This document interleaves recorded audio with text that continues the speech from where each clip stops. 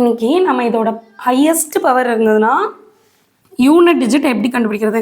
இது ஒரு பெரிய நம்பராக வரும். கடைசி நம்பராக இருக்கிறதுக்கு பேர் தானே யூனிட் டிஜிட்டு. அந்த யூனிட் டிஜிட் என்ன வரும் அப்படின்னு இது கண்டுபிடிக்கிறதான் பார்க்க போகிறோம்.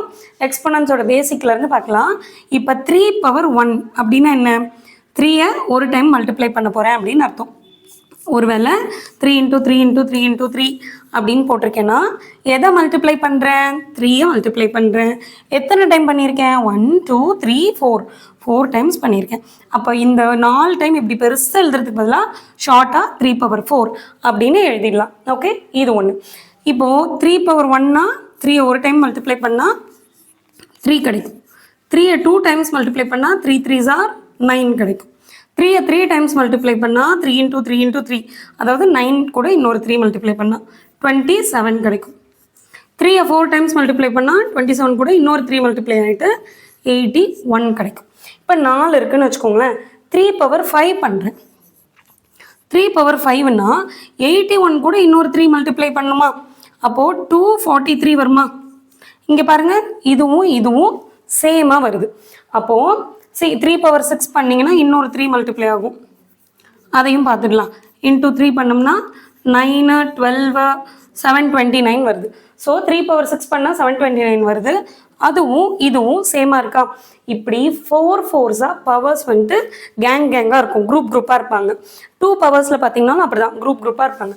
அப்போது 3^1 3^2 3^3 3^4க்கு அப்புறம் அகேன் ஒரு குரூப் ஆஃப் 4ஆக இது பிரியும். ரிப்பீட் ஆகுறதுனால தான் நம்ம அது ஒரு குரூப்பாக வச்சுக்கிறோம். இந்த குரூப்பில் எல்லாரும் டிஃப்ரெண்ட் நம்பராக இருப்பாங்க. அடுத்த குரூப்பில் திரும்பவும் இது கூட மேட்ச் ஆகிக்கிட்டே வருவாங்க. அப்போது எவ்ரி குரூப்பில் வந்துட்டு இந்த 1 5 9 எல்லாத்துக்கும் ஒரே மாதிரி யூனிட் டிஜிட் இருக்கும். இது நம்ம செக் பண்ணிக்கிட்டே போனோம்னா எல்லாத்துக்கும் கரெக்டாக 1 5 9 அதுக்கப்புறம் 3^13 இது எல்லாத்துக்குமே வந்து யூனிட் டிஜிட் சேமாக இருக்கும். அடுத்து 2 6 10 3 7 11 இந்த மாதிரி குரூப் ஆஃப் 4s ஒரு 4 பவர்ஸும் முடிஞ்சதுக்கு அப்புறம் வர அடுத்த 4 பவர்ஸ்க்கு ஃபஸ்ட்டு 4 பவர்ஸோட யூனிட் டிஜிட் இருக்கும். அதுக்கடுத்து அதே மாதிரி same set of unit digit இருக்கும். அப்போ 4 4ஆக பிரிதான், 4 4ஆக கேங் ஆகிட்டாங்க, குரூப் ஆகிட்டாங்க. So every 4 is a friend.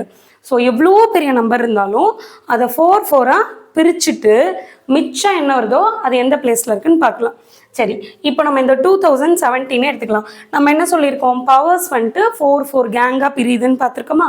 அப்போது 2017 4 4 கேங்காக பிரிக்க போகிறேன். பிரித்தா 5 × 20, திரும்ப ஒன்றே ஒரு நம்பர் கொண்டு வந்தால் நமக்கு 10, அது 0 போட்டுதுன்னு அடுத்த நம்பர் கொண்டு வருவோம். 17 திரும்பியும் 4 × 16 ரிமைண்டர் 1 வருது.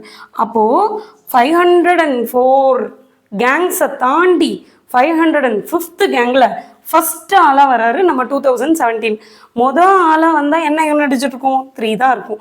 அப்போ 3/2017க்கும் யூனிட் டிஜிட் என்னவாக இருக்கும்?